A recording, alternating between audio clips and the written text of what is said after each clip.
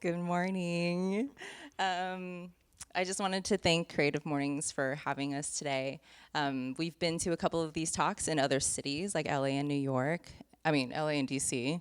And it's just kind of surreal to be here and to share our story. So thanks for having us.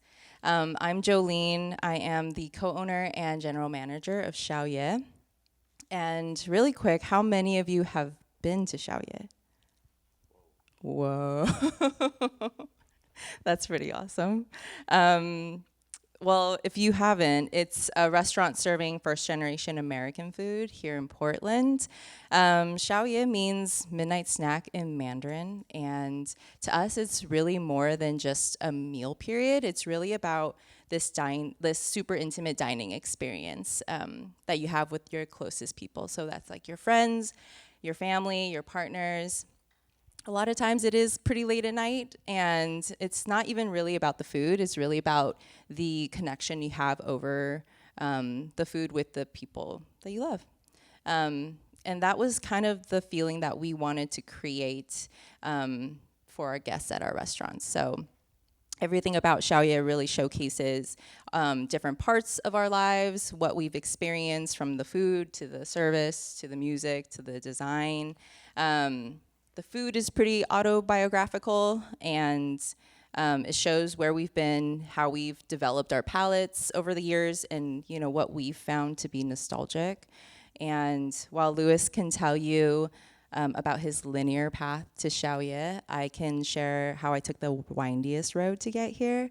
And without boring you with all the nitty-gritty details of our lives, we decided to just share like the most pivotal or poignant chapters instead.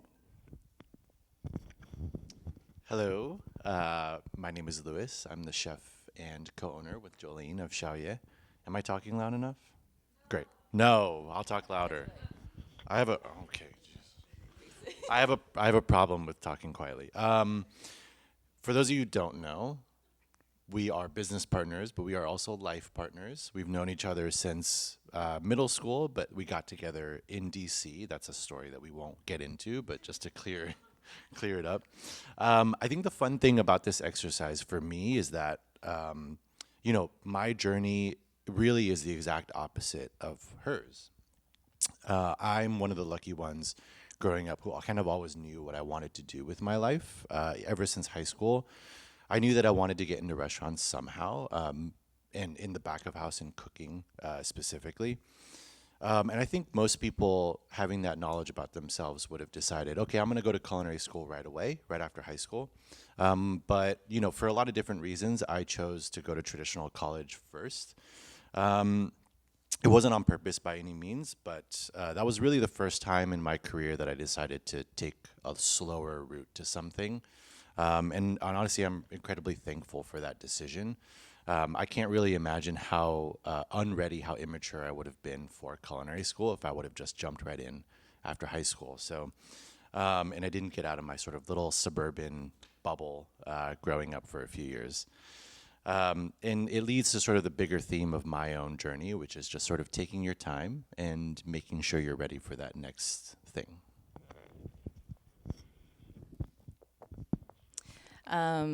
So I never really knew what I wanted to do or be when I grew up. So I didn't stand out in academics, and I didn't have like that long list of extracurriculars I could add to my college apps.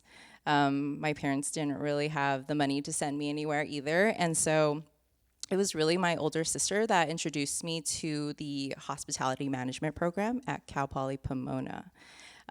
She was like, they learn about wine, you learn how to cook in a commercial kitchen, and ultimately you learn, or you run this student-run restaurant at the end of your years. And I kind of thought that was really cool. Like, it was way more interesting than like communications or whatever. And so, no offense. They're like PR people in here. And I did some research, and I was like, oh, shoot, this was like one of the best hospitality programs in the country. So that's next to Cornell and Johnson and Wales in the East Coast. And it was fairly affordable for a state school and really well funded. And again, I wasn't super book smart, and so this type of schooling felt super up my alley. Like, I'm a learn by doing type of person. And so I felt like it really played to my strengths. And this was kind of like the first time I felt this like ping to follow my curiosity without really having a clear vision for it in my future. It just honestly sounded like really fun. Yeah, throwback. So the beginning of my career was really formative for me, and it sort of set me up for the rest of my career. So while Jolene was learning how to sort of embrace following her curiosities, going to hospitality school, I finally finished college and got myself into culinary school. So I did that journey. At the CIA, the Culinary Institute of America, it's a 2-year program. Yeah, not that CIA. It's a 2-year program, and so they sort of teach you a lot of stuff over the 2 years. But in between years 1 and 2, they tell you have to take a 6-month externship at some restaurant, whichever one you want to choose. It's an interesting exercise because you get to see sort of students go to like all different kinds of places to work. The pastry students go learn how to bake bread or make chocolate, and then savory, all the way from catering and country clubs to fine dining stuff. But this is the first time in my career that I had to like do some research and figure out where I wanted to work. And so I did a lot of digging around. I looked at as many menus as was online at that time of restaurants in LA, and I sort of narrowed my search down to one specific place. It was called Osteria Mozza in LA. Is still one of the best restaurants in the city, and had a chef who had a huge name and was already sort of at the peak of her powers. Nancy Silverton. She was one of the best bread makers in the city, and had opened and closed a really huge restaurant as well. So this was like she was at the height of her powers. And so I emailed them and was like, hey, I'd like to get an externship if possible. And then I heard nothing because why would they pay attention to my resume? And then I started to look at some plan Bs and some backups. And for some reason, they just didn't really hit with me. I felt like I really wanted to work here and made the conscious decision to sort of put all my eggs in that one basket.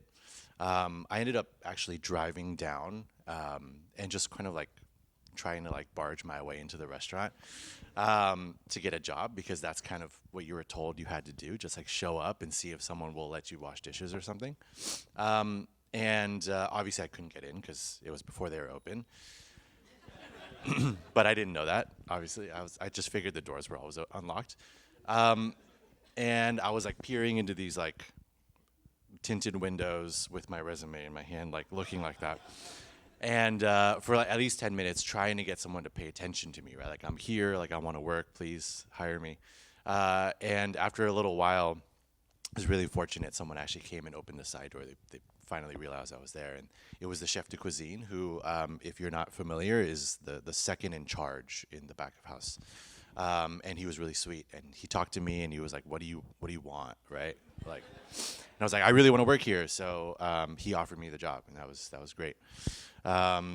Working at Mozza, my job was super simple, right? I worked the lowest garde manger station. So my job was really like slicing and toasting bread, plating really, really simple dishes like prosciutto on a plate and stuff like that. But I had 2 other responsibilities, both of which, when I look back at my career, impacted me way more. The first is Nancy, who, again, it was this huge sort of superstar chef.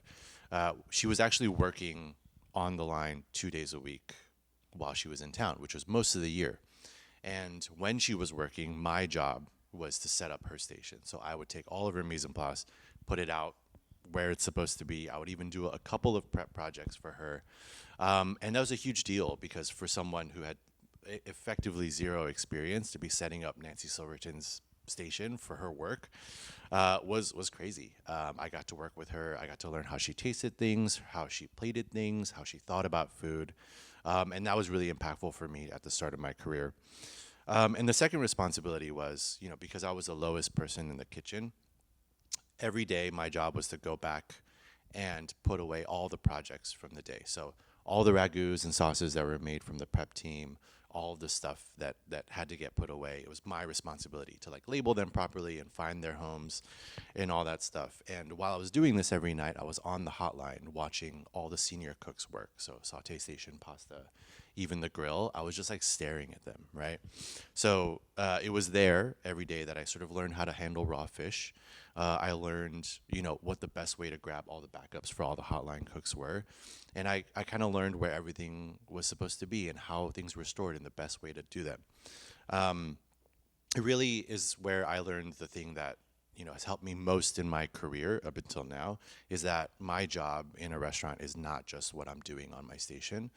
I learned how to look at restaurant work holistically, that I'm also here to help finish other people's projects and take care of the things that they can't get done. And that, they kind of trust me to do that even if I have no experience. I learned that being part of a good restaurant means that you're doing something within a group of people for a greater good. Yeah, that was great. And at the end of my externship, they actually they asked me like, "Hey, do you want to just stick around? You shouldn't go back to culinary school because it's going to waste your time, and you can just learn so much more here." And like I kind of agreed. I understood what they were saying, but I'm the kind of person that kind of wants to finish what I start.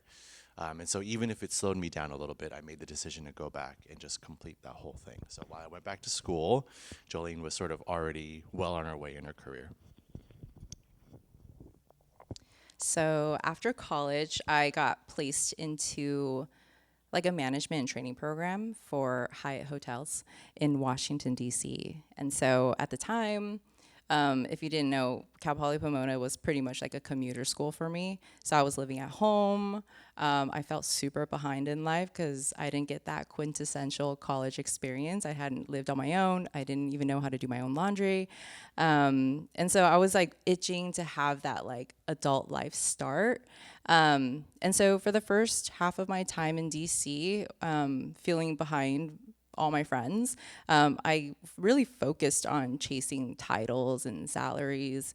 And I really wanted to move up as fast as I could. And so I knew I needed to do a couple things to put on my resume so that I could get those prestigious titles and the higher pay. And that was to manage in a hotel, have to manage a restaurant, and I really wanted to do like an opening and see that. And so that's what I did. All before I was 25, I worked at Hyatt, and I kind of worked in they call them food and beverage outlets. And so it's like I worked at the sports bar, and then the morning cafe, and the fancy restaurant at night, and even the Starbucks, which was like kind of a wild experience. And then I moved on to this restaurant called Graffiato, which is a Top Chef restaurant at the time. So I was one of the youngest managers there. And then ultimately I got this opportunity to open up this bone broth cafe. Remember when that was like a whole thing? And so that was awesome. I was hired before they opened, and I was a general manager ultimately when they finally opened. And so I got to see what it took to open it, from the design, the build out, permitting. That's all the things that I don't even know why they gave that to me as a responsibility. It was a lot. And so I was just kind of ticking boxes, and it was great. But the unfortunate thing about that era was that it was the toxic era in the restaurant industry.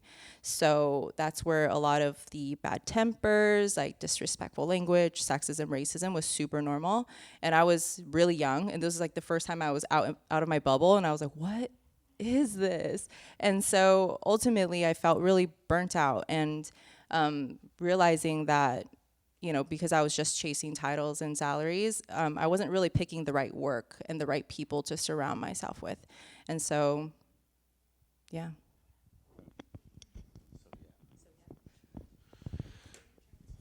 Yes. Yeah. Sorry. So she was doing that, and I was finishing up culinary school, and I was thinking to myself, okay, well, what's next, right? Where am I going to go? When we finished culinary school, a lot of my peers and the students were thinking about going into fine dining. And so that's kind of what I did too. I followed them. And ended up scheduling a series of stages in Chicago for a week. A stage is basically like an unpaid intern, right? Like a 1 day sort of follow shadow day, and it's really there to like see if you like the work and if they want to hire you. Um, I spent a week in Chicago, and it honestly was like super miserable. I didn't connect with the work. I was at a bunch of like Michelin star restaurants, fine dining restaurants, and so all the cooks were ultimately too busy to actually even teach me anything. So yeah, I ended up realizing that I hated the work environment in fine dining, and that honestly it was more that I just didn't feel ready to do that. And so I went back home and I was super dejected. I didn't know what I was going to do. And Jolene, actually, she was in DC and she was like, hey, like, why don't you come hang out in DC for a week?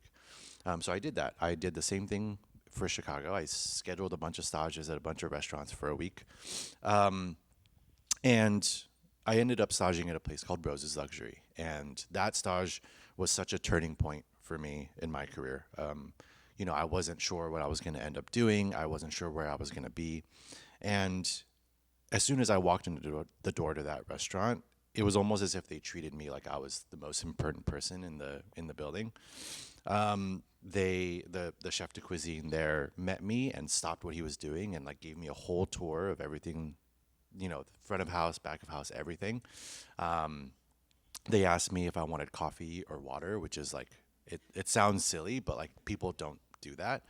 And then during service, so during when the doors are open and the guests are in the building and we're cooking for people, all the cooks would stop what they were doing to like give me a little bite of something that they were making. And it's just yeah, it's just not normal, for someone who like doesn't work there to be treated so well. Yeah, my time, I ended up taking the job there, and my time at Roses was really encapsulated in that stage, the way they treated you, and I really felt at home. After I'd run through most of the stations at that restaurant and gained the sort of trust of the team, they came to me with a choice. I could either get on a path to become management there, or I had a choice to start as a line cook at a new restaurant that they were opening next door. It would end up being a super sort of ambitious two Michelin star tasting menu restaurant. But I was 25, so where Jolene was, doing all that stuff. Um, and I was thinking to myself, I'm only 2 or 3 years in my career. I have a fork in the road, right? I can either become a chef now, which I think is every young cook's dream, is to like level up and become a chef and be able to say that you're a chef at one of the best restaurants in the country. Or I could open this restaurant and like learn how to do that. I think most cooks would have decided to become a chef, but I did this thing where I just like ask myself and I think about why would I take it? And I was wondering if I was even ready to become a chef yet, to become a manager. Did I have the skills that I needed to show young cooks how to do something? Did I have the confidence in myself if someone were to ask me a question to be able to like answer that properly? Did I even know enough in life to be able to lead somebody? So long story short, I decided to just keep my head down. I wanted to be a line cook, and I chose to keep learning instead of, advancing. And just like an aside, when he says chef, that usually means someone in management, like a sous chef and above. And then if you're not that, you're a cook. Just saying. Okay. Um, and so I had two profound experiences in the second half of my time in DC. So that was at Rose's Luxury and El Camino Travel. So I was hearing about Lewis's experience at Rose's, and it made me a little jealous because, I had all those negative experiences in the restaurant industry. I was like, what do you mean they're kind and thoughtful and respectful towards each other? That's cool. And so, I was at a point in my life feeling burnt out, and all I wanted to do was work in a good environment with good people. That was the only requirement. I stopped chasing titles and salaries, and because I was Lewis's roommate at the time, I got an in when Roses was ready for, to add another person onto their team. And so I ended up being just their food runner and their server for a few years. And so you could just imagine my ambition was to be like a general manager and all these things, and I'm just like a food runner and a server. But I was surrounded by super kind people who really cared about their work from all levels. So from the head chef down to the bussers, they all really cared. We cared about wiping down the bathroom sink for the next person. The chefs would stop what they were doing during service and mark up menus for allergy and dietary restrictions, which is something we actually do at Xiao Ye. As a food runner, we make coffee and prep water for all the line cooks and make sure they're refilled and ready to go all night long. And it's like one of those things. It's everything we did was to take care of each other and the guests. And I saw what it really meant to go above and beyond. And I saw what it really meant to care. And it was really at Rose's where I learned what hospitality really was for me. And in the industry, there's this thing, like very unspoken thing, that real hospitality people have, and you either have it or you don't. And it's just that deep understanding of care, this genuine want to go above and beyond for others, whether it's the guests or your teammates or anyone else. And you can only really have this thing if someone has done it for you. So at this point, I was feeling a lot of levity in life, and I remember wishing, I wish I could travel for work and make money doing it, and I wanted to see the world, which leads me to the second profound experience I had in DC, which is working at El Camino Travel.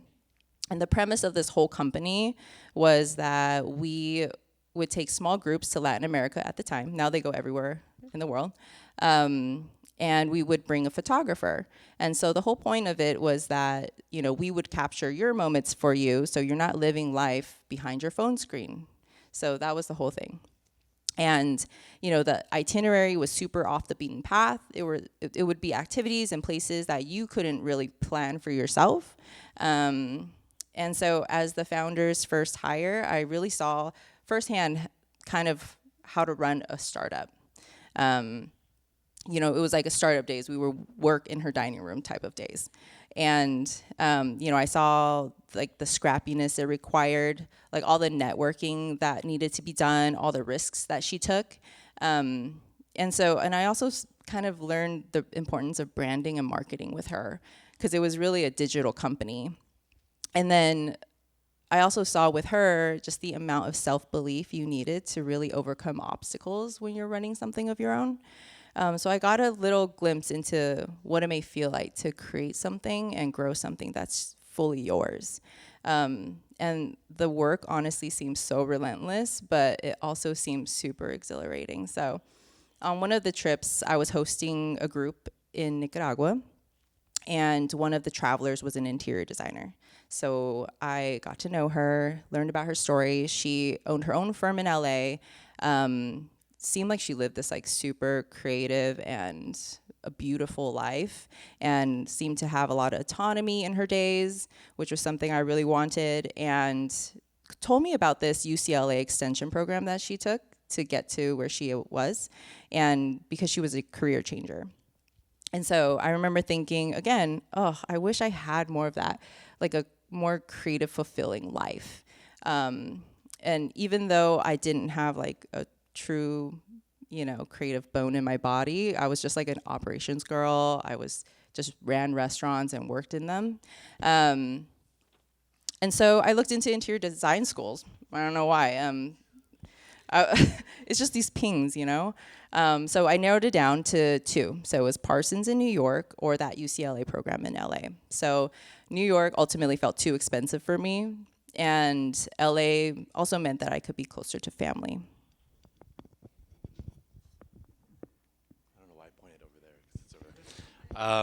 So it's 2016. Jolene and I are no longer just roommates. We're now officially dating. And we make the decision together to move back to LA. And, for me, it's like, here we go again. Like, where the hell am I going to work? It's always the same problem I have. But now, I've spent the last few years, like, really gaining a lot of technical skills on the East Coast. And I'm asking myself, like, what are the things that I still want to learn? Like, what are the skills I feel like I still need? Um, I ended up staging at a restaurant called Rustic Canyon, um, for a job that I was like fully unqualified for. Like, I was never gonna get. Obviously, I didn't get it.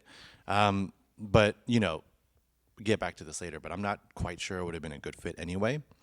I started seeing this chef on Instagram making like pasta by hand, and he was like filming himself making videos of it. It was back in this time where like the algorithm didn't really exist, and so when a video came up on your feed, you were like, oh, what's going on? Like, this is actually kind of crazy. And turns out one of the first dinners that we had back when we moved back to LA was at his restaurant at Felix Trattoria. And honestly, it was like one of the most transcendent meals I'd ever had in my life. It felt super special, and it felt like something that I didn't expect LA to have. It was buzzy, but not in like a celebrity way. It just felt like it had so much energy, and the food was so like real. After that meal, I told her, I was like, I think this is the place that I have to work at because there's just nowhere else. I don't know. It just felt right. Reach out to them. I ended up getting a job there, but I was just a line cook. And yeah, I think to me, it ended up being the best choice I could have ever made. Felix felt like a smaller restaurant, even though it was still 100 seats. But it didn't feel like a factory. It didn't feel like the menu was really calculated, like a lot of restaurants in LA were at the time, or felt to me at the time. And they were just doing things by hand. They didn't have a lot of fancy equipment. They didn't have machines. His Evan's famous slogan is "F your pasta machine." He just wants to do. It's funny, but it's what it got him on the map. And yeah, he just wanted to do everything by hand. And after spending the last few years learning like this really technical East Coast like tweezery, edible flour, fine dining food, it was kind of a shock to me to like go back to LA and start cooking like really produce driven, really like simple, like get the best thing you can get and don't mess it up sort of food. And yeah, I feel incredibly fortunate to have ended up there at that time because, during my tenure there, I really felt like timing was really on my side. It really worked out for me. I didn't take the job expecting to become management, but I was finally in a place in my career where I felt ready for the growth, however it was going to come to me. And I was working in a kitchen where even though I felt like I had a lot to learn still, I could clearly see that I was pretty good at my job, that I was a little bit better than even the other cooks in that kitchen. A lot of things broke my way over the 4 years that I was there, and I ended up becoming the chef de cuisine. So I was running that kitchen day to day, next to Evan, the guy who I was watching on Instagram make pasta. And to me, it's a really good lesson to just not force yourself into something that doesn't feel 100% right. I don't know what my life or what the rest of my career would have looked like if I would have somehow got that job at Rustic Canyon. I think it would have been totally different. So it was that time in my career that I really felt like I was starting to get a lot of forward momentum.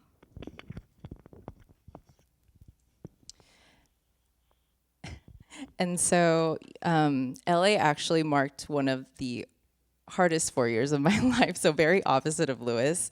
I was getting into my late 20s. While all my friends were ascending to their senior level jobs, I would, and like, making good money, traveling, getting married, buying houses. And Lewis was, feeling that momentum in his career. I was essentially starting over. So, I was going to night school for design, and I was working in restaurants in LA that didn't resemble the magic I felt at Rose's. And in the middle of all of that, my dad also passed away. And so it was overall just like the toughest transition all around for me. And once I was nearing the end of design school, I was able to land 2 jobs that pulled me out of hospitality completely. So that was, I worked at Croft House, which is like a high-end furniture company based in LA. I was their sales associate working in their showroom, very much like this showroom that we're sitting in right now.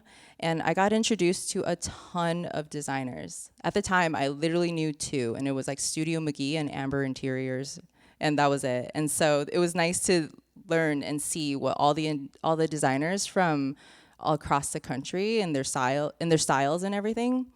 And I got an idea of, who I would work for and who I wouldn't want to work for. And around that same time, I started my first junior designer job with Ginny McDonald Design. It was like a super small studio. It was 3 people. It was me, the principal designer, and one other part-time designer. And so it kind of felt like those startup days again. It was like kind of the dining room table situation. And she was British, and so she really introduced me to English design. And I fell in love with vintage furniture and decor. And it was really through her how I, developed my design eye to this day. And what's interesting is that, I saw projects from start to finish, which is really rare. Unless you've worked somewhere between like 3 to 5 years, because that's sometimes how long projects take. And we've even traveled for a project outside of LA. So I was really learning a ton, but there was still something in me that really wanted to level up. And so there was one design firm I was obsessed with, and that was Jessica Helgerson Design in Portland. So Jolene makes me move again because she gets a job at her dream firm. And so we get to Portland. At that time, I had been out of a kitchen for 6 months. It was, we moved here sort of early part of 2021. And, I wasn't necessarily itching to get back into work, but I do the thing that you're supposed to do, which is stage around all the restaurants in the city. And I spent time at Han Oak. I spent a day at St. Jack, G-Love, Tusk. And then one of the biggest interviews I had was to be the executive chef at a restaurant called Ava Jean's. They were planning on reopening at some point later in the year. But, I think spending time in all those kitchens made me realize that none of them would really progress my career in the way that I felt like I wanted to at the time. And so I did what I always did, which is just like, I didn't go back to work in kitchens. I decided to go learn something else. I tried, took a little slower route. So I ended up working at Le Cave, a wine bar on Alberta, super small. Usually it was just 1 or 2 people working at one time, because I was really interested in learning a little bit about wine. And it also let me, get my hands dirty with front of house and service a little bit. And it was being there that helped me get accustomed to the industry here a little bit. I got to meet a ton of people who work, in all facets of the industry here. And I had a lot of extra time because I was only working part-time, and I was sort of enjoying the work-life balance that Portland has to offer after being stuck in a kitchen in LA for so many years. And I started to dream about all the possibilities. I started to dream about having a restaurant of my own. I'd basically been on a break for a year, and I just kind of felt ready to start something for myself. So I posed the question to Jolene. I was like, hey, I'm thinking about opening a restaurant. What do you think about helping me do it?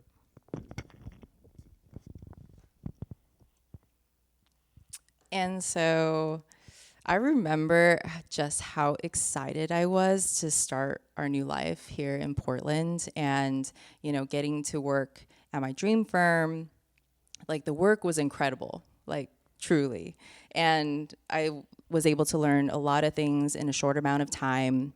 I became a smarter designer. I am so much more confident in problem solving on the fly.